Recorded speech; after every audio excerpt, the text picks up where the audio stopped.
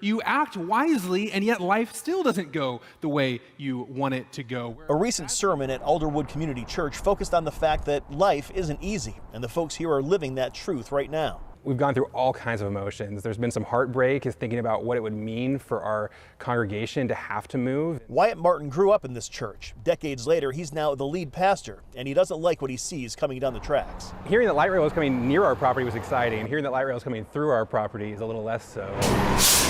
Sound Transit projects the Lynnwood link would carry about 50,000 people every day.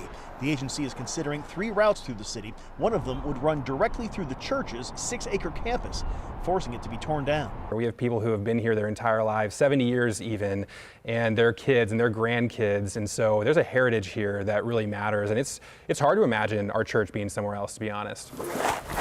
In addition to church services in English, Spanish, and Vietnamese, the church also feeds about 150 people every week, and that need is growing steadily.